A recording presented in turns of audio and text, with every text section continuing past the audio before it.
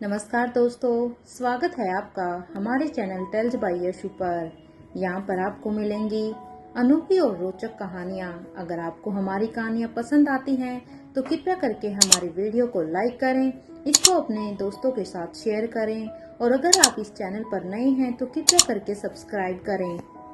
आपका हमारे चैनल पर विजिट करने के लिए बहुत बहुत धन्यवाद। चलिए आज की कहानी का सफर शुरू करते हैं।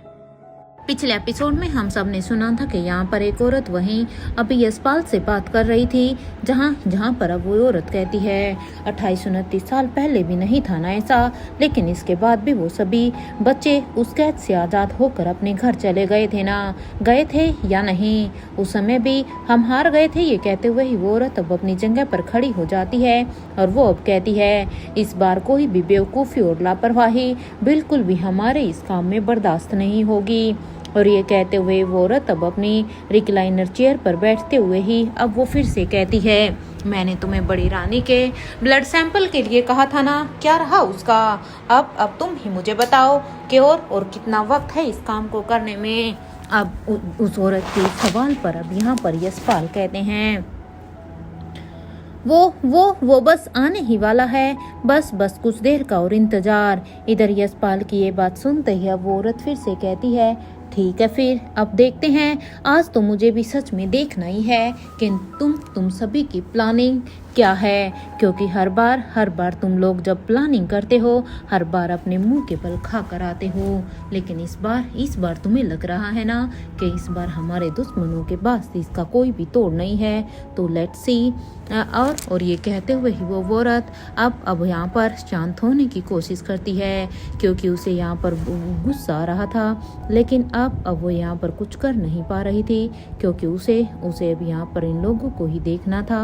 और अब वो अपने आप को शांत करते हुए अपने मन में ही कहती है शांत हो जाऊं। और ये सभी इतने भी बेवकूफ़ नहीं हैं जो इन लोगों ने अपने प्लान को शायद एग्जीक्यूट करने से पहले कुछ सोचा ना हो, क्योंकि अगर इन्होंने अपने प्लान को एग्जीक्यूट कर ही दिया है तो कुछ सोचकर ही किया होगा अगर इस बार भी। लेकिन इन बेवकूफ़ों ने कोई भी गलती की ना, तो इस बार तो दुश्मनों का तो पता नहीं कि वो उनका क्या होगा, लेकिन हाँ इन लोगों को तो मैं खुद ही अपने हाथ से ही जान से मार दूंगी।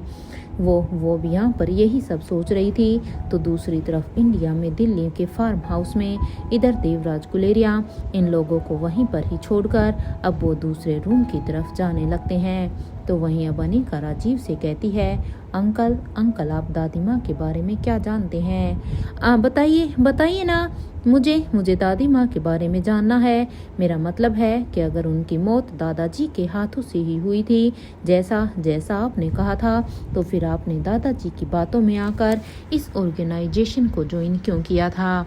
आपने ऐसा कोई भी स्टेप क्यों उठाया अगर आप इनका सब कुछ सच जानते ही थे? तो मेरे मन में ये तब से सवाल आ रहा है जब से आपने यहाँ पर ये सब कहा था। अनिका की ये बात सुनते ही अब राजीव अब अपनी जगह पर खड़ा हुआ ही था कि तभी उनके पापा के आदमी अब उनके पास आकर खड़े हो जाते हैं और उनकी तरफ बंदूक तान कर जो उनकी तरफ बंदूकों को तान कर खड़े थे। जैसे ही राजीव ने यहाँ पर अब अपने पापा के इन आदमियों को इस तरह से उनके ऊपर बंदूक ताने हुए देखा, तो अब राजीव कहता है शराफत से जहाँ पर खड़े थे वहीं पर ही खड़े हो जाओ, मुझे कोई भी तमाशा नहीं चाहिए है।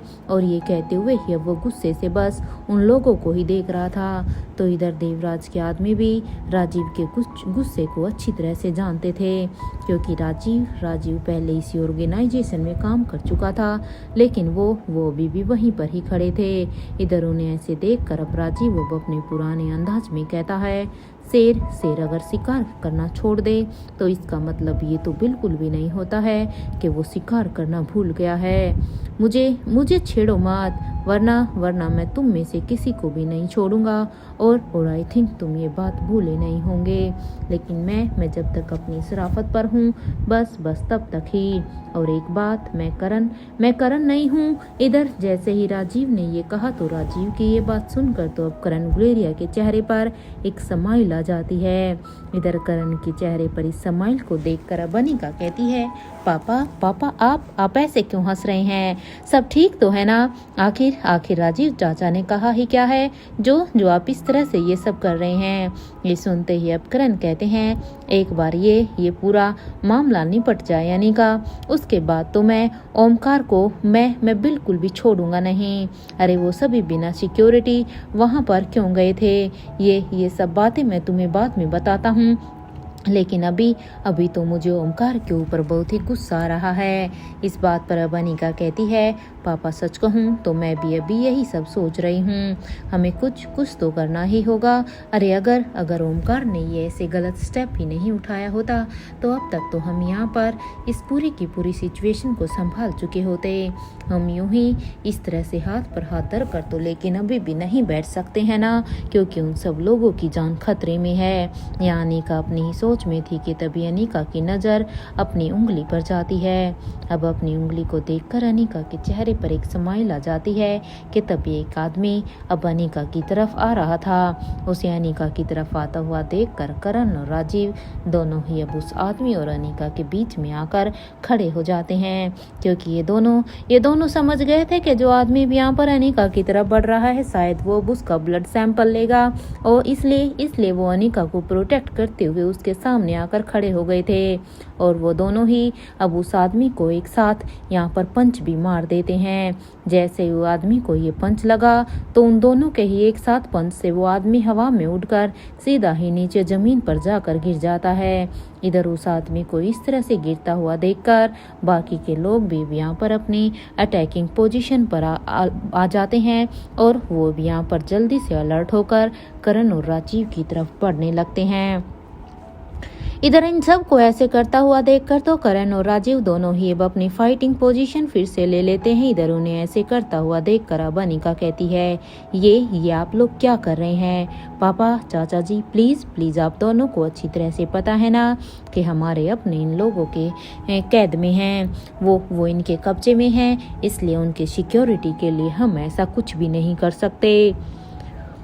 अनिका की ये बात सुनते ही अब करण और राजीव अभी दोनों ही अपनी अपनी चेयर पर जाकर फिर से यहाँ पर शांत होते हुए बैठ जाते हैं। और अब यहाँ पर राजीव कहता है दूर रहो हम लोगों से, वरना जो हाल अभी इस आदमी का किया है ना वही हाल तुम सभी का होगा। तुम्हें कोई जरूरत नहीं है हम लोगों के पास आने की। Now get lost from here. यहाँ राजीव ने अपनी कड़क आवाज में अब इतना कहा ही था कि तभी उनके कानों में अब फिर से एक आवाज आती है, लगता है तुम लोगों को अपनी ये आज़ादी पसंद नहीं है। चलो कोई बात नहीं, आज़ादी पसंद नहीं है तो अब वो अपने और ये कहते हुए अब ये आदमी अब अपने आदमियों से कहते हैं इन लोगों को कुर्सियों से बांध दो, क्योंकि ये मैंने सोचा था कि मैं इन्हें बिना बांधे ही यहाँ पर रखूं, लेकिन नहीं, अगर ये ऐसा ही चाहते हैं तो ठीक है, इन्हें अभी के अभी तीनों को अलग अलग कुर्सी पर बांध दो। बहुत हो गया है इन लोगों का तमाशा। इधर अब उसकी ये बात सुनते ही अब उनके आदमी अब करण और राजीव को पकड़कर उन दोनों पकड़ लेते हैं और उन दोनों को भी यहाँ पर एक एक चेयर पर जबरदस्ती बैठा देते हैं। तो वहीं अनिका को भी अब वो वहाँ पर उनके साथ ही एक अलग चेयर पर बिठा कर बांध देते हैं। और वो अपने आदमी से कहता है अब अनिका गुलेरिया का ब्लड सैंपल मुझे चाहिए, इसलिए उसका ब्लड सैंपल मुझे ला कर दो, मेरे पास वक्त बहुत ही कम है। इधर देवराज गुलेरिया की ये बात सुनते ही वो आदमी अब अनिका की तरफ बढ़ने लगता है, और अब उस आदमी के बढ़ते हुए कदमों को देखकर अब करण और राजीव दोनों ही अब अपने आप को उन रस्सियों से खोलने की कोशिश करते हैं, क्योंकि ये दोनों ही अच्छी तरह से जानते थे कि अगर इन्होंने यहाँ से अनिका का ब्लड सैंपल लिया तो ये अपने मकसद में कामयाब हो जाएंगे, और ये वो बिल्कुल भी नहीं होने देना चाहते थे। खासकर राजीव इस बात को अच्छी तरह से जानता था। अब तक उस आदमी ने यहाँ पर अनिका के पास आता है, क्योंकि ये तीनों बंधे हुए थे, इसलिए यहाँ पर ये चाहते थे कि ऐसा कुछ भी ना हो, लेकिन ये कुछ भी नहीं कर पाते। और वो आदमी अब अनिका का ब्लड सैंपल बड़ी ही आसानी से ले लेता है, और उसे लेकर अब वो देवराज गुलेरिया की तरफ जाने लगता है। इधर अब यहाँ पर अनिका राजीव की तरफ देखती और कहती है आपने मुझे मेरे सवालों का जवाब नहीं दिया, प्लीज मुझे बताइए। अब अनिका की ये बात सुनते ही अब राजीव और करण दोनों अब एक दूसरे को देखने लगते हैं, ये सोचकर कि क्या उन्हें अनिका को सब कुछ अभी यहाँ पर सच बता देना चाहिए या नहीं। अब यहाँ पर एक फ्लैशबैक आता है जिसमें ये सब अभी हो रहा था। इधर गुलेरिया हाउस में अब एक औरत जिसने येलो कलर की एक शिफॉन की साड़ी पहनी हुई थी, घने घने लंबे बाल, हाथों में येलो कलर की ही उसकी चूड़ियाँ थी। उस औरत के हाथों में एक फाइल थी जिसे वो बड़े ही ध्यान से पढ़ रही थी कि तभी उस औरत के कानों में एक बच्चे के रोने की आवाज़ आती है। उस आवाज़ को सुनकर वो औरत जैसे अब उस फाइल को हटाती है तो वो औरत कोई और नहीं बल्कि यहाँ पर साधना गुलेरिया ही थी, यानी करण और राजीव की माँ, जिनकी आंखें बिल्कुल करण गुलेरिया के जैसे ही थी, चेहरा बिल्कुल गोल, गले में एक बड़ा सा मंगलसूत्र पहना हुआ था और मांग में उसने सिंदूर भरा हुआ था। वो अभी अपनी जगह से खड़ी होकर सामने रखे हुए अभी बेबी बेड के पास जाती है और वहाँ पर उसके पास जाकर खड़ी हो जाती है और उसके चेहरे पर यहाँ पर स्माइल थी। वो अब उसमें से एक बच्चे को अपनी गोद में लेते हुए ही वो अब उसे चुप कराते हुए ही कहते हैं, अनुपम बच्चे रोते नहीं हैं, चुप चुप हो जाओ। और ये कहते हुए ही वो उस बच्चे को चुप कराते हुए ही वो इधर उधर चलने लगती है। जब उन्हें एहसास होता है कि उनका बेबी अब सो गया है तो वो उसे अब एक बार फिर से बेबी बेड पर सुलाते हुए ही कहती है, समझ में ही नहीं आ रहा है कि आज घर में इतनी शांति कैसी है। हो ना हो जरूर कोई ना कोई तो खुरापात चल ही रही है मेरे बच्चों के मन में। यही सब सोचकर इस शांति को देखकर वो जब अपने रूम से बाहर निकलकर स्टेयरकेस से वो आवाज़ लगाते हुए नीचे उतर रही थी तो करण राजीव किशोर कहाँ पर हो तुम सभी? कोई जवाब क्यों नहीं दे रहा? इधर यहाँ पर वो बच्चों को ढूंढते हुए ही वो जब हॉल में पहुँचती है तो वो देखती है कि राजीव और किशोर के बीच में यहाँ पर एक बहुत ही बड़ा झगड़ा हो रहा था।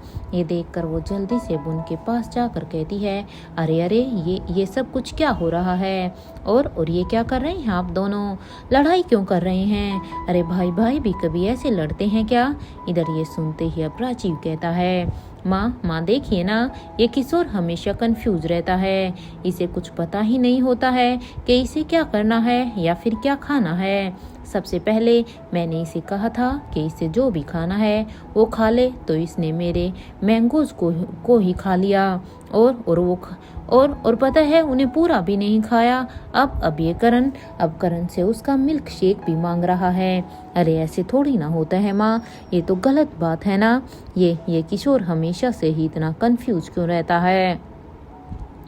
राजीव की इस बात पर अब यहाँ पर साधना गुलेरिया कहती है, बाप रे बाप, ये तो बहुत ही बड़ी प्रॉब्लम हो गई है।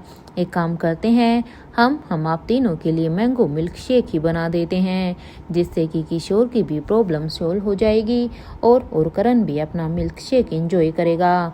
तब तो ठीक है ना? और करण आपको तो कोई प्रॉब्लम नहीं है ना इस चीज़ से?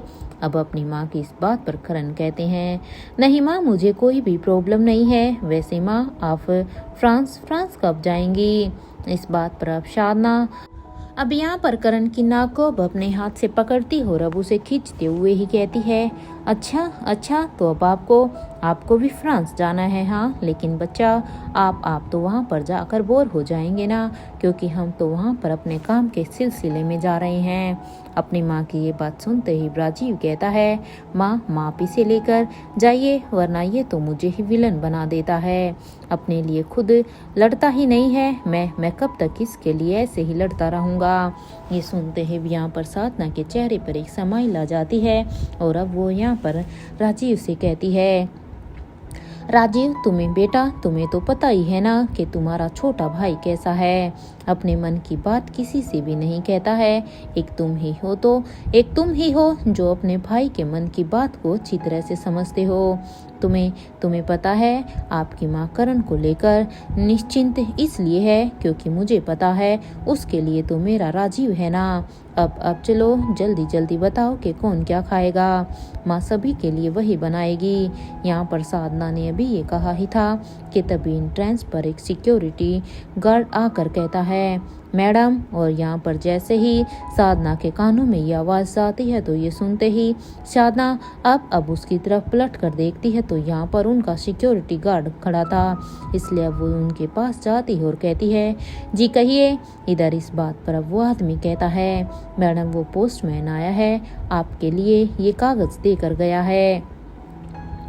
उसकी ये बात सुनते ही शादनाब उस कागज को लेकर जब उसे खोल कर देखती है तो यहाँ पर वो मार्क को देखकर वो समझ जाती है कि ये तो यहाँ पर राजमहल से ही आया था, क्योंकि ये काफ़ी रियायती कागज़ था। वो जब उसे खोल कर देखती है तो उस पेपर को पढ़ने के बाद उसके चेहरे पर एक स्माइल आ जाती है और अब वो ऊपर की तरफ देखकर कहती है, माँ दुर्गा, आपके आशीर्वाद से आज मुझे इतनी बड़ी सफलता मिली है। फ्रांस की रानी को मेरा प्रोजेक्ट सच में पसंद आया और वो भी इसमें इन्वेस्ट भी करना चाहती है। ये सब कुछ आपके आशीर्वाद से ही हुआ है। मैं आपकी आभारी रहूंगी माता रानी। इधर साधना की आंखों में आज सच में खुशी के आंसू थे। ये आंसू उसकी सफलता के थे। इधर अपनी माँ को ऐसे देखकर अब करण दौड़कर अब उसके पास जाकर कहते हैं, माँ क्या हुआ है आपको? आप रो क्यों रही है? आखिर क्या है इस कागज में? करण की ये बात सुनते ही अब साधना अब यहाँ पर अपने घुटनों पर बैठ जाती हो और अब वो करण को अपने गले से लगाते हुए ही कहती है, फ्रांस चलना है आपको? अपनी माँ की ये बात सुनते ही अब करण कहते हैं, आप मुझे वहाँ पर घुमाएंगी क्या? इस बात पर अब साधना हाँ में अपने सिर को हिला देती है और अब वो करण को हक करते हुए ही कहती है, मेरे बच्चे, माँ आपसे बहुत ही प्यार करती है। बस ये बात अलग है कि मैं टाइम ही नहीं दे पाती आप लोगों को। ये सुनते ही अब करण कहता है, माँ आप कभी मुझे छोड़कर नहीं जाएंगी ना? करण की ये बात सुनते ही अब साधना कहती है, माँ हमेशा से ही अपने बच्चों के साथ ही रहती है, इसलिए अब ये सब चीज़ें छोड़ो। अब चलो जल्दी से पैकिंग करो और हाँ, राजीव से कहना कि वो आपकी इसमें हेल्प करे। राजीव को भी अपने साथ लेकर जाना। इस बात पर अब यहाँ पर करण कहते हैं, माँ अनुपम भी हमारे साथ जाएगा क्या? ये सुनते ही यहाँ पर साधना कहती है, मैं आपके छोटे भाई को कहाँ छोड़ूंगी? यहाँ पर कोई भी उसे संभाल नहीं पाएगा करण। अब एक काम करो, जल्दी से जाओ। ये सुनते ही अब करण भी दौड़कर राजीव के पास जाता है और अब उसके हाथ को पकड़कर कहता है, राजीव मेरे साथ चलो, मेरी पैकिंग में मेरी हेल्प कर दो। मैं माँ के साथ जा रहा हूँ। करण की ये बात सुनते ही अब राजीव कहता है, जा बेटा घूम ले, मेरे तो अभी एग्जाम है, अब चल। और ये कहते हुए ही राजीव अब करण के साथ रूम की तरफ जाने लगता है। इधर यहाँ पर कुछ दिनों के बाद इधर फ्रांस में राजमहल में रानी अवंतिका अब अपनी राजसभा को अटेंड कर रही थी, क्योंकि उस समय यहाँ पर राजमहल की रानी अवंतिका ही थी। वो अपनी यहाँ पर प्रजा की प्रॉब्लम को सुनने के साथ साथ वो उनका सॉल्यूशन भी कर रही थी। इन सब में इस वक्त उन्होंने इंद्रजीत, पीरामल और दिव्यांशी को इन सब से दूर कर दिया था। जहाँ एक तरफ रानी अवंतिका अपने काम में लगी हुई थी तो वहीं यहाँ पर धनंजय सारे के सारे सर्वेंट से कहता है, सारे फ्रूट्स की प्लेट लगा दो, हमारी रानी माँ को भूख लगी होगी ना? अरे वो कब से काम कर रही है। यहाँ धनंजय भी अपने काम में लगा हुआ था कि तभी उसके कानों में आवाज आती है, आज किसी की प्लेट लगा दिया आज किसकी प्लेट लगा दिया आपने? धनंजय, आपकी रानी माँ बिल्कुल ठीक है, उन्हें कुछ भी नहीं हुआ है। ये सुनते ही धनंजय जब पीछे मुड़कर देखते हैं तो सामने अपनी रानी माँ को देखकर अब वो कहते हैं, रानी माँ और कितना वक्त है मेरी बेबी डॉल को मेरे हाथों में आने में? पता है रानी माँ, मैं सच में इंतजार ही नहीं कर पा रहा। मैं तो बस चाहता हूँ वो जल्द से जल्द अभी मेरे हाथों में आ जाए। धनंजय की ये बात सुनते ही रानी अवंतिका के चेहरे पर स्माइल आ जाती है और वो अब कहती है, बस कुछ दिनों का इंतजार और फिर आपकी बेबी डॉल आपके हाथों में होगी। यहाँ पर रानी अवंतिका ने धनंजय के साथ वो बात ही कर रही थी कि तभी उनके कानों में आवाज आती है, रानी साहिबा, कोई आपसे मिलने के लिए आया है। ये सुनते ही अब रानी अवंतिका उस सर्वेंट से कहती है, उन्हें बिठाइए, हम बस अभी आते हैं, और हाँ, उन्हें चाय नाश्ता पूछ लीजिएगा। रानी अवंतिका की ये बात सुनते ही वो सर्वेंट भी अब उन्हें ग्रीट करते हुए वहां से चली जाती है। इधर कुछ ही देर के बाद रानी अवंतिका के हाथ पकड़कर अब वहां पर धनंजय उन्हें बड़े ही प्यार से बाहर की तरफ लेकर जा रहा था।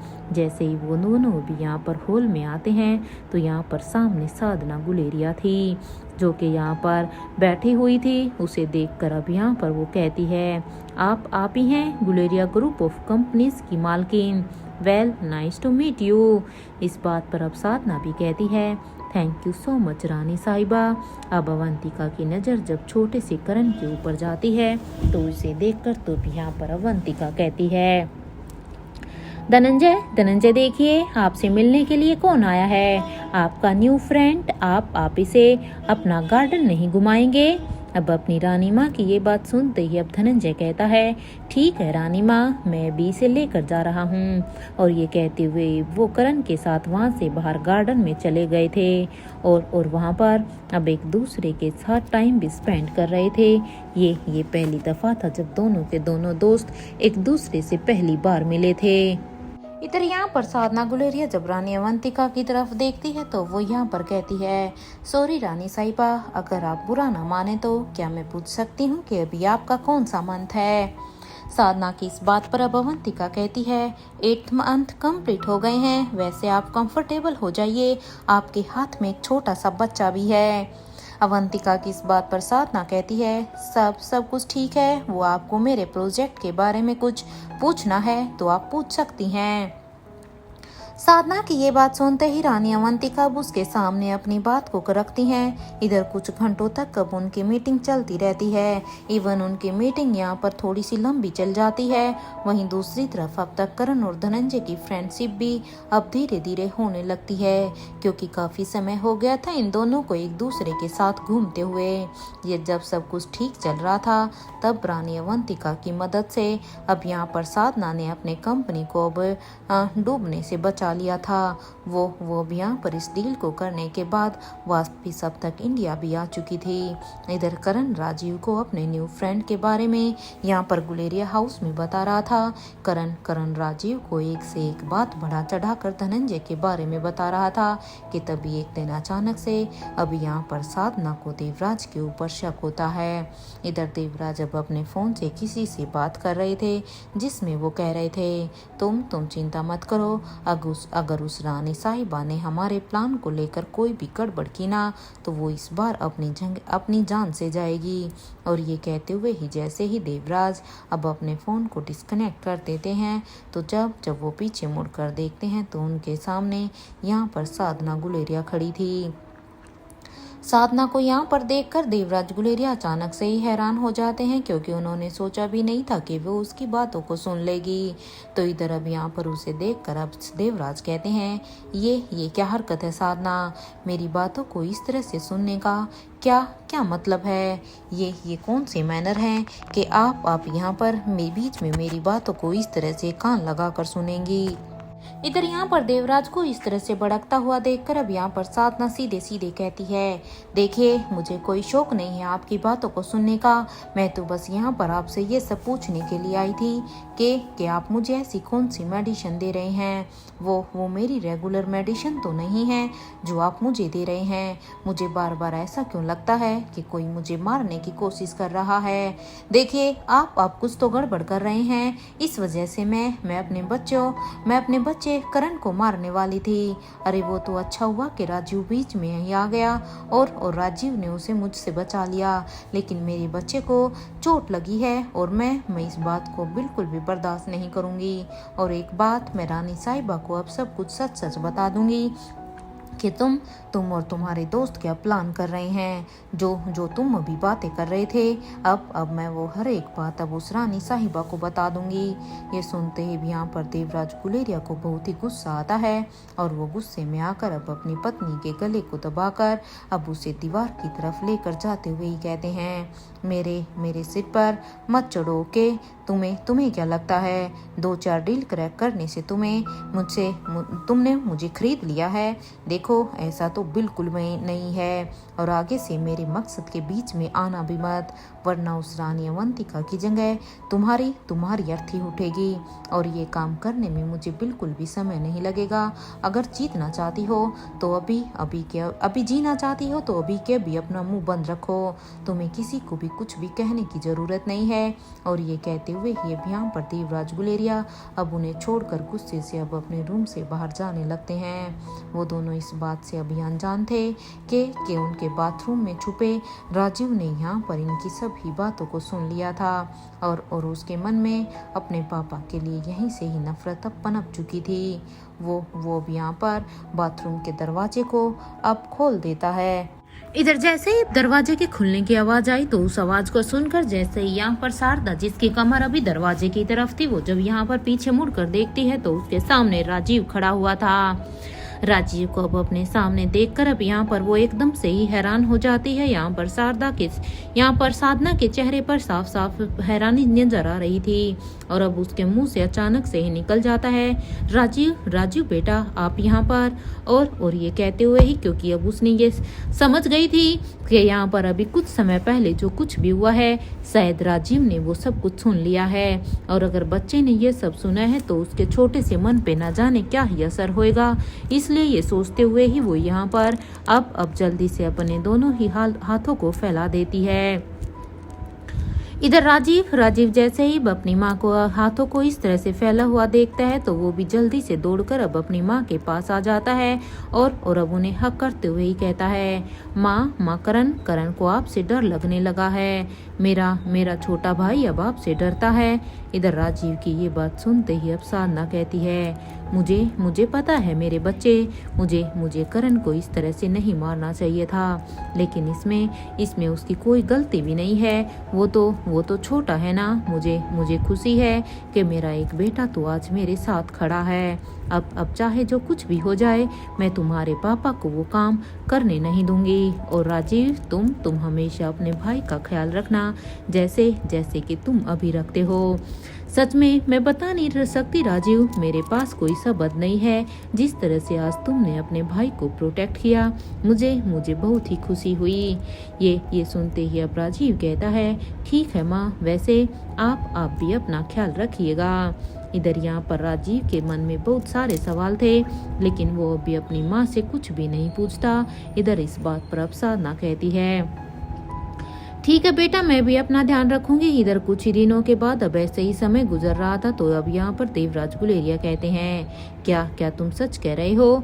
वो रानी साहिबा हमारे ही कुलदेवी के मंदिर में है। फिर तो आज हमें उस केमिकल तक पहुँचने से कोई भी नहीं रोक सकता है, क्योंकि अब ये वो समय आ गया था जब देवराज को पता चल गया था कि वो रानी साहिबा कहाँ पर है। यहाँ पर उन्होंने अभी ये कहा ही था कि तभी उनके कानों में आवाज आती है, मैं रोक सकती हूँ तुम्हें। और वैसे भी मैंने पुलिस को फोन कर दिया है और अब कुछ ही देर में पुलिस यहाँ पर रानी साहिबा की सिक्योरिटी के लिए यहाँ पर आ जाएगी और पुलिस रानी साहिबा को सिक्योरिटी देगी। मैं भी देखती हूँ कि तुम कैसे उस तक पहुँचते हो। इधर जैसे ही ये आवाज यहाँ पर देवराज ने सुनी तो उसे बहुत ही गुस्सा आ जाता है, क्योंकि यहाँ पर ये आवाज साधना की ही थी। इसलिए वो पीछे पलट कर देखता है और कहता है, इसका मतलब तुम नहीं मानोगी ना, तुम्हें मेरे बीच में आना ही है। अरे कैसी बीबी हो तुम, अच्छी बीबी के कोई भी गुण तो नहीं है तुम्हारे अंदर। जाकर पार्वती मल्होत्रा से कुछ सीखो। अरे वो एक कितनी अच्छी पत्नी है। अरे यशवंत की तो सच में किस्मत खुली हुई है और एक मेरी है। और ये सुनते ही यहाँ पर साधना कहती है, मुझे किसी से भी कुछ भी सीखने की जरूरत नहीं है। मुझे किसी से कुछ नहीं सीखना। ओके, आज मैं तुम्हें यहाँ से कहीं भी नहीं जाने दूंगी। और ये सुनते ही अब यहाँ पर देवराज कहते हैं, तो ठीक है फिर, अगर ऐसा ही है तो अपनी मौत के लिए भी तैयार हो जाओ। मैंने तुम्हें पहले ही कहा था कि अगर तुम मेरे रास्ते के बीच में आई तो उस रानी साहिबा से पहले तुम्हारी मौत निश्चित है। लेकिन शायद तुम्हें अपनी जान प्यारी ही नहीं है। मैं भी तुमसे परेशान हो गया हूँ रोज की इस चिक से। और ये कहते हुए ही वो यहाँ पर साधना को एक जोर का थप्पड़ मार देते हैं। यहाँ पर देवराज ने काफी प्रेशर के साथ उसे थप्पड़ मारा था, जिससे कि एक ही थप्पड़ से वो नीचे जमीन पर गिर जाती है। लेकिन जैसे ही साधना यहाँ पर जमीन पर गिरती है तो वो यहाँ पर देवराज गुलेरिया के पाँव को पकड़ लेती है और कहती है, चाहे तुम कुछ भी कर लो, लेकिन मैं तुम्हें वहां पर बिल्कुल भी नहीं जाने दूंगी। इधर साधना की ये बात सुनते ही अब देवराज उनके बालों को पकड़कर अब उन्हें खींचकर अब अपने रूम की बालकनी की तरफ लेकर आते हैं और अब वो कहते हैं, आज तुम रात भर इस ठंड में ही मरोगी। मैं भी देखता हूँ कि तुम अंदर रूम में कैसे आती हो। और ये कहते हुए ही वो साधना को वहाँ पर बालकनी में छोड़कर बालकनी के दरवाजे को बंद करने ही वाले थे कि तभी बालकनी में रखे हुए अब एक डंडे को हाथ में लेकर अब यहाँ पर साधना सीधा ही देवराज के सिर पर मार देती है और उसके सिर पर मारते हुए ही कहती है, तुम इंसान नहीं हो, तुम हैवान हो। अरे वो औरत माँ बनने वाली है, इस बात का तो कम से कम लिहाज करो। जब एक औरत माँ बनने वाली होती है तो उसे उस समय सहारा दिया जाता है, उसके साथ सिंपैथी रखी जाती है। अरे कम से कम अगर तुम वैसे औरत की इज्जत नहीं करते तो कम से कम इस हाल में तो उसकी इज्जत करना सीखो।